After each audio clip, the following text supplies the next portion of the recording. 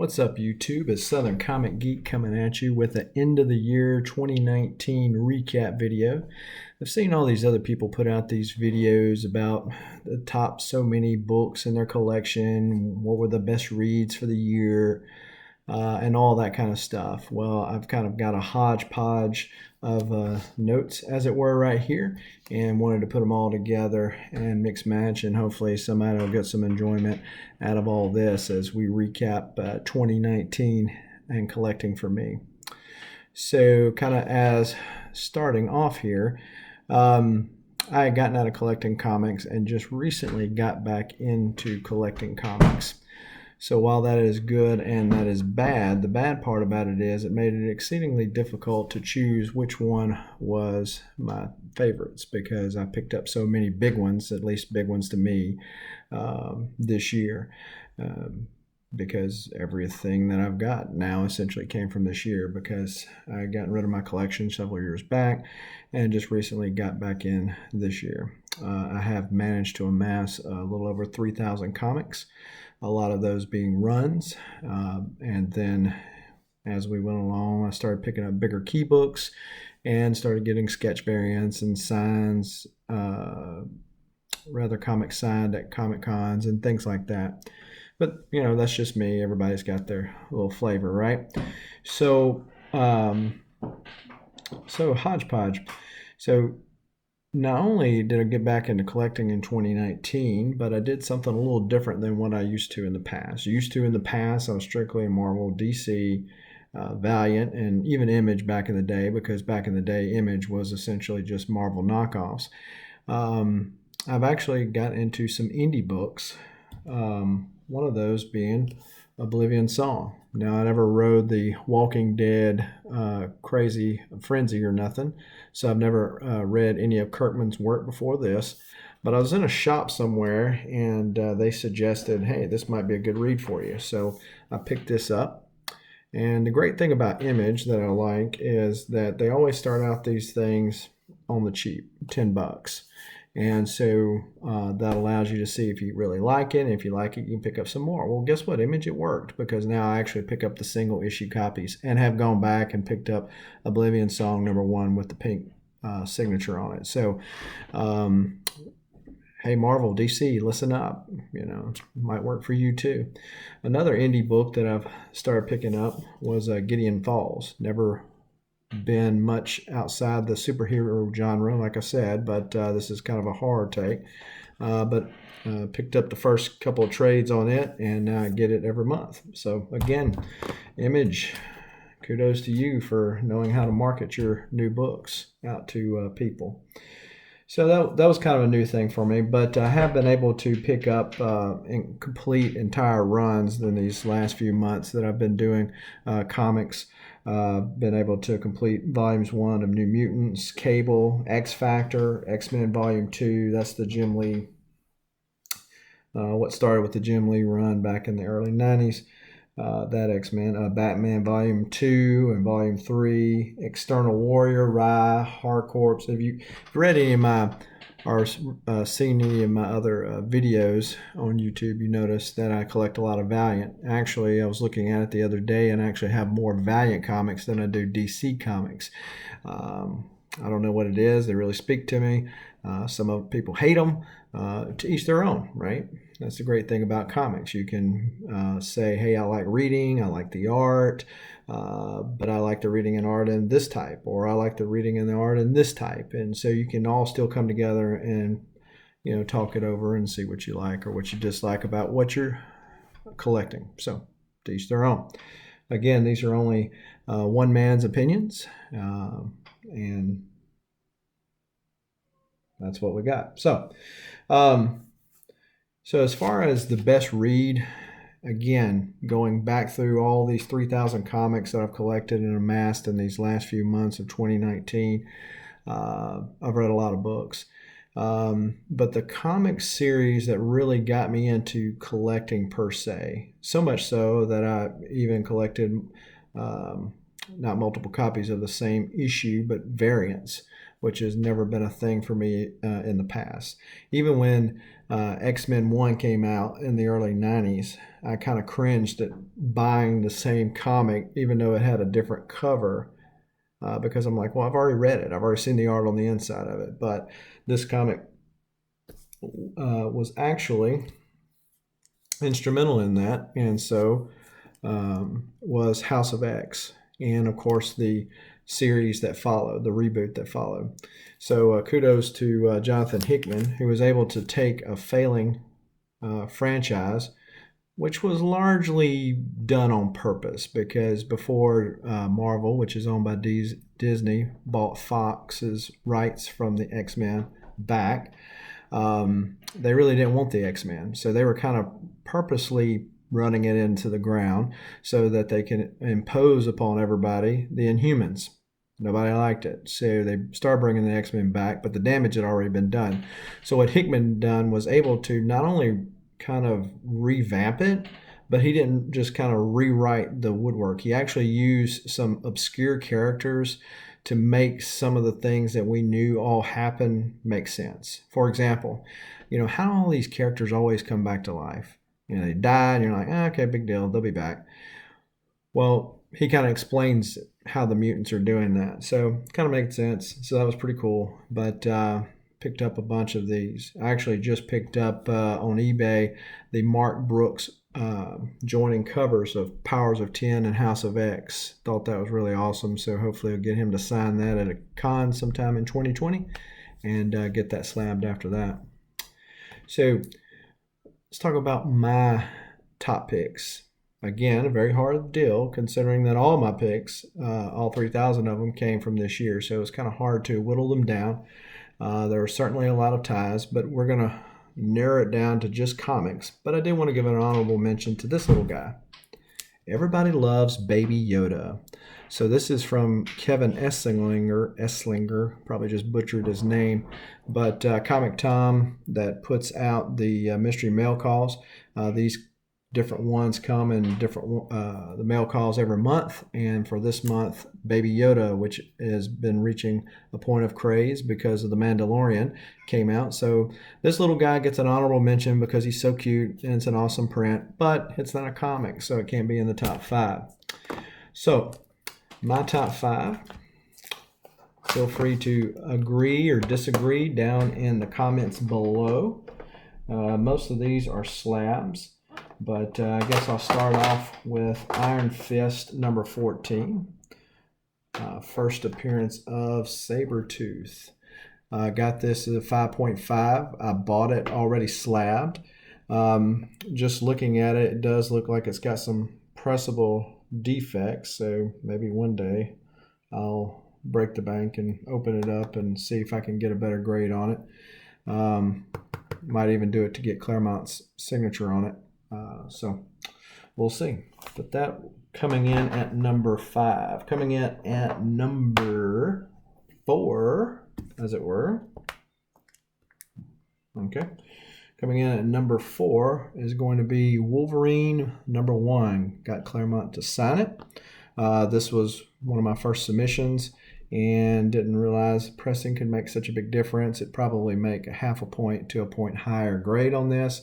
Got a really awesome deal. If you're interested in that, gave some of the details of that on some of my other videos, so check them out. But got Claremont to sign it, so it came back as a 7.0 with a Claremont signature. Can't beat it with a stick.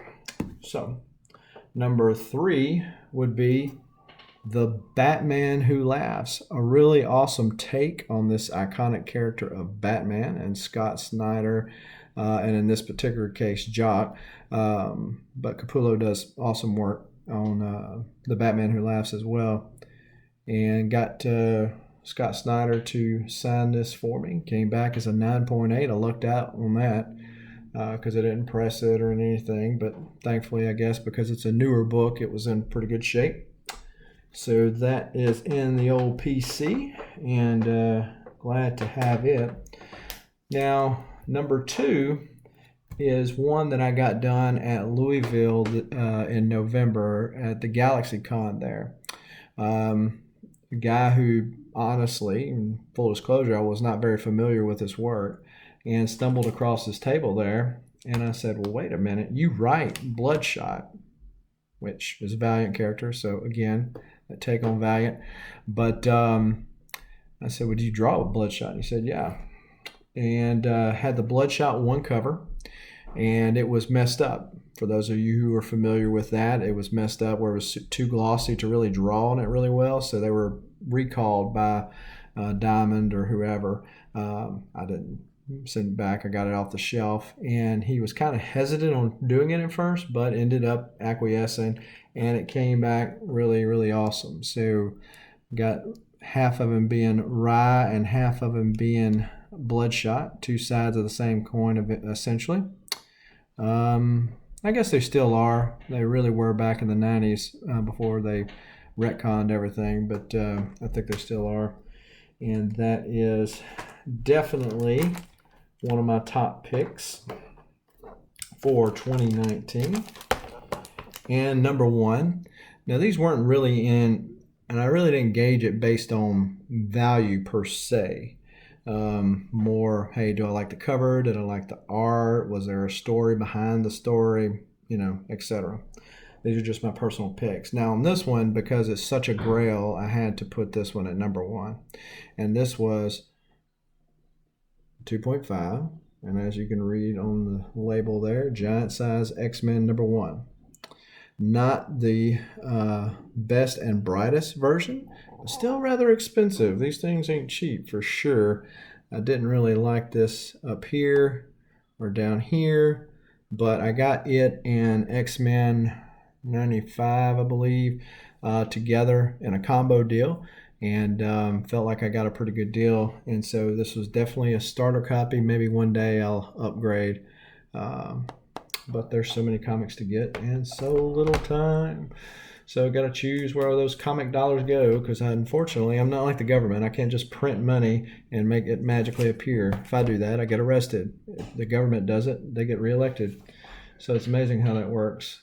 So I've been really focusing, I mentioned earlier about runs that I've been able to piece together. So the big run that I'm working on currently is Uncanny X-Men, the original series, and I'm down to needing 33 books. So I only need 33 books, and hopefully for 2020, one of my goals is to complete that. Now, with that said, there's a lot of big ones in there that are needing done. So I have 81 through 544.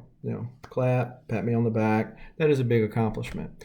But a lot of those are really just filler books. So there's not really the hugely expensive ones like, say, X-Men 1 as an example. Now, I do have X-Men 2 and X-Men 3 and X-Men 8. So I have some of the bigger ones. But when you get to 1, I mean, even if you go down to take the stance of a low grade's better than no grade, you get down to the 1.0s, you're still paying $1,000 for these things. So got to weigh things out, see where we're at. But one of my goals for collecting in 2020 is to continue my efforts in whittling down those Uncanny X-Men runs. Aside from, even if I could wave a magic wand or have a printing press that was not illegal and print as much money as I wanted to, I could have, if I could have, I would have already completed the set. Because you can just go on eBay and essentially get almost anything you want.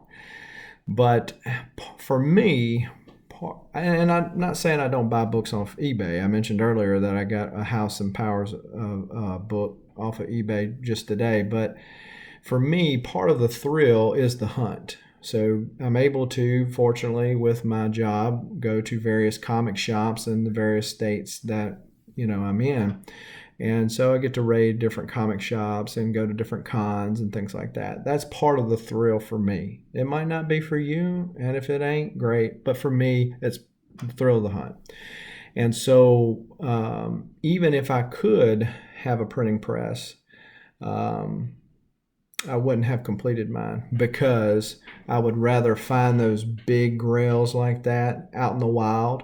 Now that's another thing that makes what I'm attempting to do more difficult, but hey, the thrill of accomplishment will be so much better. And so Again, some people don't do it that way, and to each their own. It's my collection, not yours, and your collection's not mine. And so, again, the great thing about comic book collecting. For 2020, probably going to visit more cons. I'm kind of lining out and trying to hope for at least one con per month. Life, work, all that kind of jazz happens, so that might not be the case. But starting us off in January, so a week from today, I will be going to Wizard Con, I believe it is, in New Orleans, Louisiana, which is only about 2 hours from me. And people like Tyler Kirkham and Jim Steranko, the legend, will be there.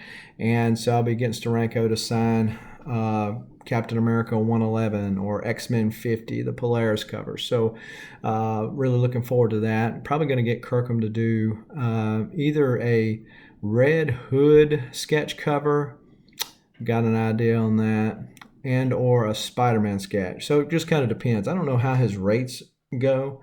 Some of these comic artists, when they start getting really good, they jack up the prices on their sketch covers, and so it kind of makes it unaffordable.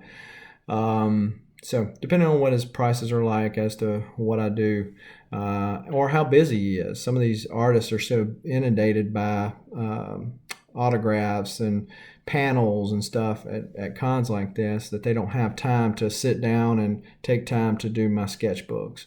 So we'll see, sketch covers rather, not sketchbooks. And we'll see how things go, how things play out with that. But I'll probably be going to more cons. And overall, because I'll be going to more cons, I'm going to have more opportunities to get some more of these sketch covers. I really think that's cool. Shout out to Lone Box Love Affair who set me on to these sketch covers. Because essentially, you just create something and then the artist puts it right there. So it's essentially one of a kind. So it makes it even funner to get out there and put together. So that is all of my conglomeration, all of my 2019 collecting, all in the sum of 17 whole minutes.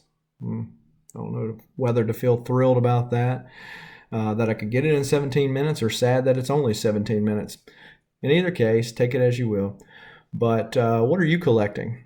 What are you reading? Did I miss something? Do you have a disagreement as to what the top read for this year was?